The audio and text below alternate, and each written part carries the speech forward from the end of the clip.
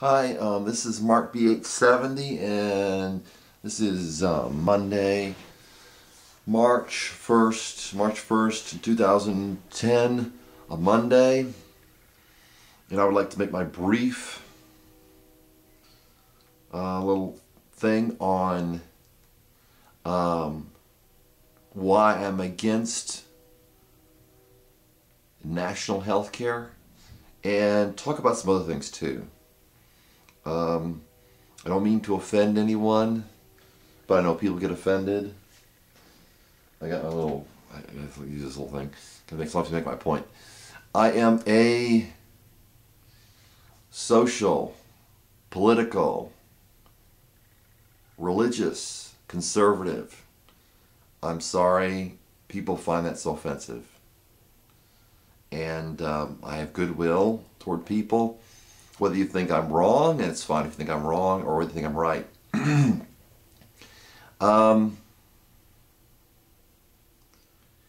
I am against socialized or national health care, socialized health care. Because, for one thing, what we have now is a healthcare system that does do what Nazi Germany did and what Soviet Russia did, is they would select certain members of society. Just for an example, not only would I believe, just like Cuba, you would get limited health care and worsened health care.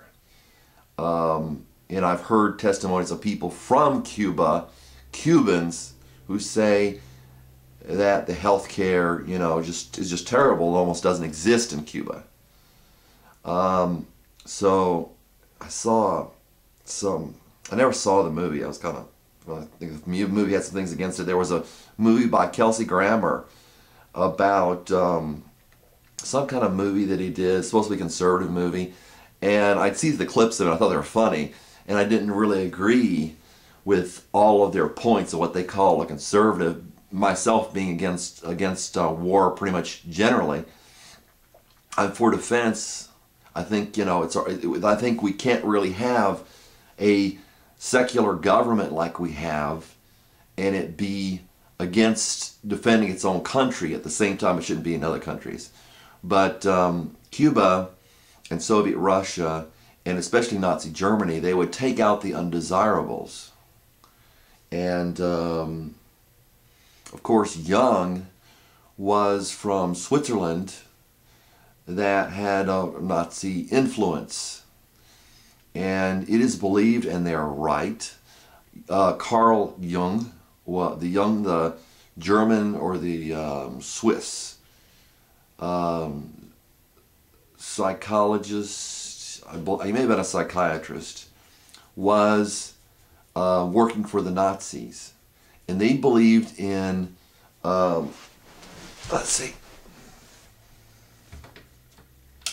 they believed in taking the undesirables out of society. So, whatever point we got at, people started drugging people. If you can watch Psyche Truth on this, and watch John Breeding. He's an old man with white hair, white beard, which I don't have. And what socialized medicine, what we call socialized medicine would do, would contribute to the drugging, and in many cases, from what John Breeding had said on Psyche Truth, the premature death not only of children, but also of men and women, also of adults.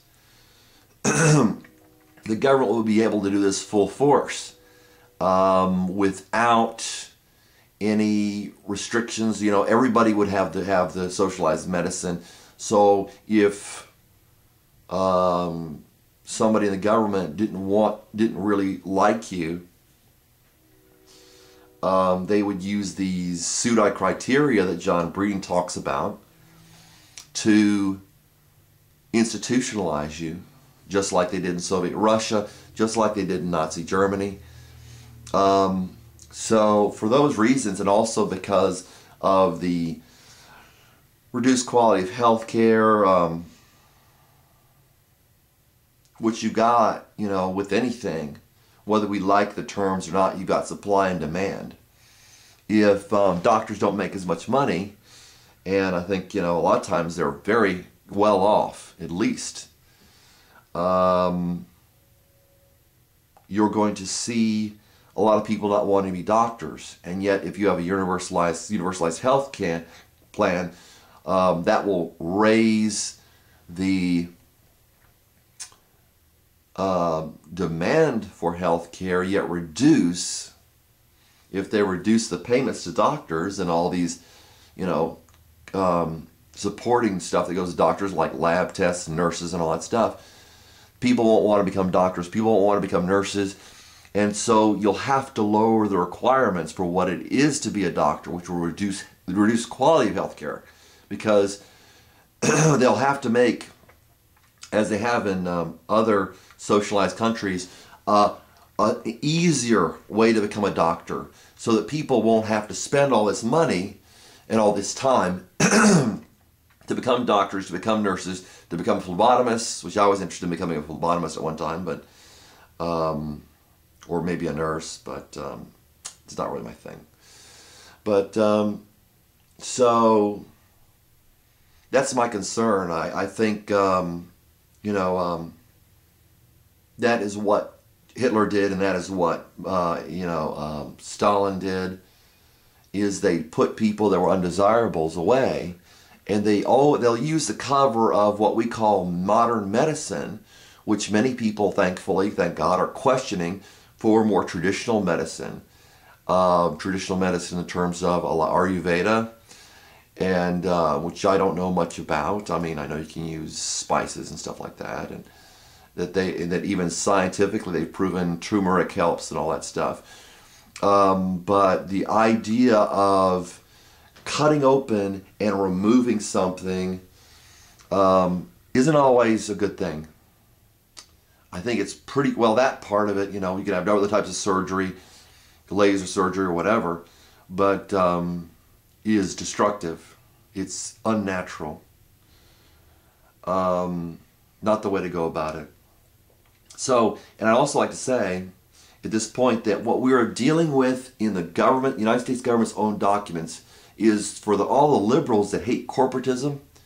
I don't hate corporatism, I hate large corporations. I had a friend, Larry and Tina, some friends, Larry and Tina, and they had 3 kids, and they started a corporation, and it was just the 2 of them. So it's not necessarily bad. It was so people wouldn't sue them, was one of the reasons. At least one of the reasons. And so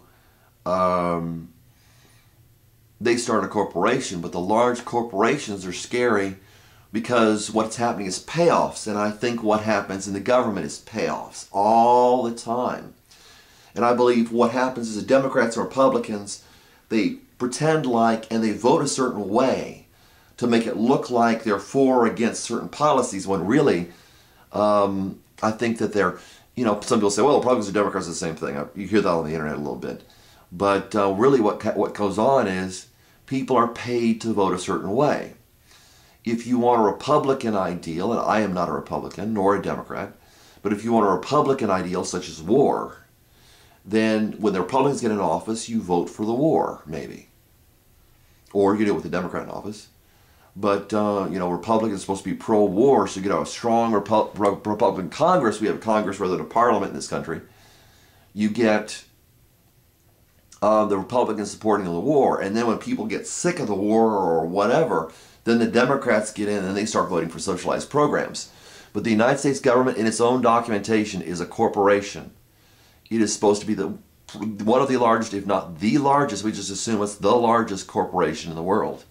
Not only is it spreading democracy all over the world, but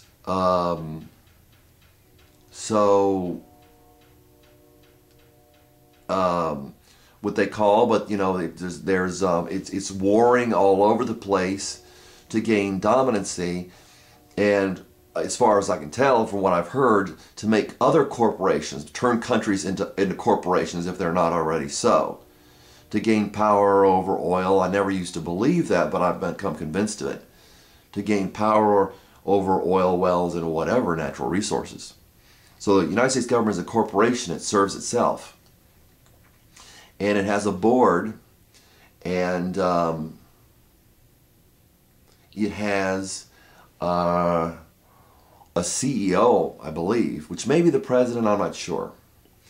But probably not. So it's a government corporation. A government is a corporation. It's controlled by the board and the CEO, and unfortunately, so it just makes it easier for everybody else. It doesn't matter which way you vote. I used to wonder why old men never voted, and now I know why. Okay, thanks. God bless.